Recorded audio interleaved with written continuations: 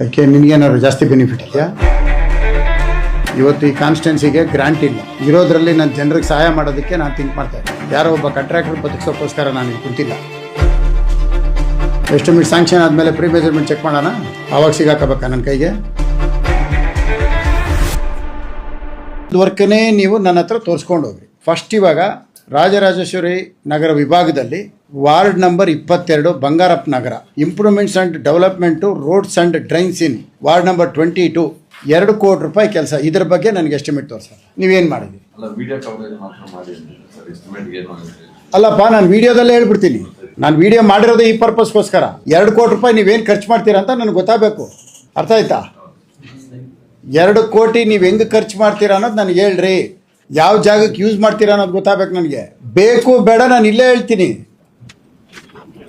ಇನ್ನೂ ನಿಧಾನಕ್ಕೆ ಹೋಗು. ಕ್ಯಾಮ್ರಾ ಚೆನ್ನಾಗಿರೋ ಕಡೆ ಹೋಗ್ಬೇಕಾ, ಈಗ ಡೆಬ್ರಿಸ್ ಕ್ಲಿಯರೆನ್ಸ್ ಹೋಗ್ಬೇಕಾ? ಇಷ್ಟ ಇದು ಒಂದು ಎಸ್ಟಿಮೇಟ್.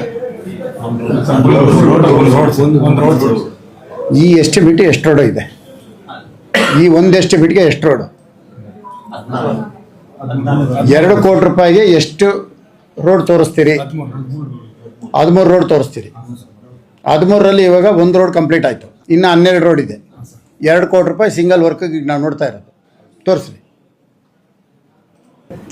ವಿಡಿಯೋ ಮಾಡ್ತಾ ಇರೋದ್ರಲ್ಲಿ ವಿಡಿಯೋನೆಲ್ಲ ನಾನು ಇಟ್ಕೊಂಡಿರ್ತೀನಿ. ತಿರ್ಗಾ ಮಿಸ್ಸಿಂಗ್ ಸ್ಟೋನ್ ಗೊತ್ತಾಗತ್ತೆ, ಪ್ರತಿಯೊಂದು ಇರುತ್ತೆ, ಇವೆಲ್ಲ ಡಾಕ್ಯುಮೆಂಟ್ಸ್ ಆಗುತ್ತೆ. ಸ್ಲೋ ಮಾಡು. ಈ ಬಿಟ್ಟೇನಕ್ಕೆ ಜಾಸ್ತಿ ಡ್ಯಾಮೇಜು? ಈ ಬಿಟ್ಟು ಜಾಸ್ತಿ ಡ್ಯಾಮೇಜ್ ಆಗ್ತಾ ಇರೋದು ಯಾಕೆ? ರೀಸನ್ ಏನು? ಎಷ್ಟು ನೀರು ಬರುತ್ತೆ ಆ ಕಡೆಯಿಂದ? ಸ್ವಲ್ಪ ರಿವರ್ಸ್ ಬಾ. ಇಲ್ಲಿಂದ ಕವರಿಂಗು ಕೌಂಟ್ ಮಾಡ್ಕೊ. ಆ ಒಂದು ರೋಲಿಂಗ್ ಶಟರ್ ಕಾಣತ್ತಲ್ಲ, ಇಲ್ಲಿಂದ ಅಲ್ಲಿವರೆಗೂ ಕಾಂಕ್ರೀಟ್ ರೋಡ್ ಮಾಡು. 15 ಸೆಂಟಿಮೀಟರ್ CC ರೋಡ್ ಮಾಡು. ಇಲ್ಲಿಂದ ಅಲ್ಲಿವರೆಗೂ. ಉದ್ದೇಶ ಮೇಲ್ಗಡೆಯಿಂದ ಹರಿತಾ ಇರೋ ನೀರು ಡ್ಯಾಮೇಜ್ ಆಗ್ತಾ ಇರೋದು, ಅದನ್ನು ಸೇರಿಸ್ಕೊ. ಎಷ್ಟಿದೆ ಕವರಿಂಗ್ ಅಂದಾಜು ಅದನ್ನು ಕೌಂಟ್ ಮಾಡ್ಕೊ, ಅಷ್ಟು ಸೇರಿಸ್ಕೊ. ಎಲ್ಲರೂ ಕೇಳಿಸ್ಕೊಡ್ರಿ. 6 ಫೀಟ್ ಅಂದರೆ 2 ಹಿಡಿದು 3 ಕಲ್ಲಿರುತ್ತೆ. 3 ಕಲ್ಲಿಗೆ 1 ಕಲ್ಲು ತೆಗೆದ್ರೆ ಈ ಕಡೆಯಿಂದ ಅರ್ಧ ಬರುತ್ತೆ, ಈ ಕಡೆಯಿಂದ ಅರ್ಧ ಬರುತ್ತೆ. ಅಂದರೆ 2 ಕಲ್ಲು ರಿಮೂವ್ ಮಾಡಿದ್ದೀರಿ. ಆ 2 ಕಲ್ಲಿಗೆ ಮಾತ್ರ ರಿಮೂವ್ ಅಂಡ್ ರಿಫಿಕ್ಸ್, ಬೇರೆ ಯಾವುದು ಡಿಸ್ಟರ್ಬ್ ಮಾಡೋಂಗಿಲ್ಲ.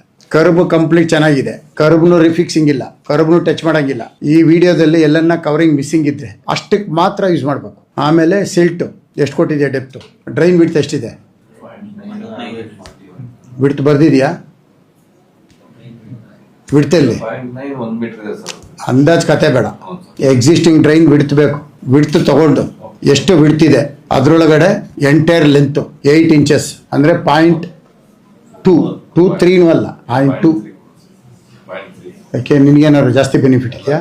ಸಿಲ್ಟ್ ಎಷ್ಟಿರುತ್ತೆ ಅಂತ ನಿನ್ನ ಸರ್ವಿಸ್ಗಿಂತ ಅನುಭವ ನನಗೆ ಜಾಸ್ತಿ ಇದೆ. ಅರ್ಥ ಆಯ್ತಾ? ಡಿಸಿಲ್ಟಿಂಗ್ ವರ್ಕ್ ಏನು ಅನ್ನೋದು ನನಗೆ ಗೊತ್ತಿದೆ.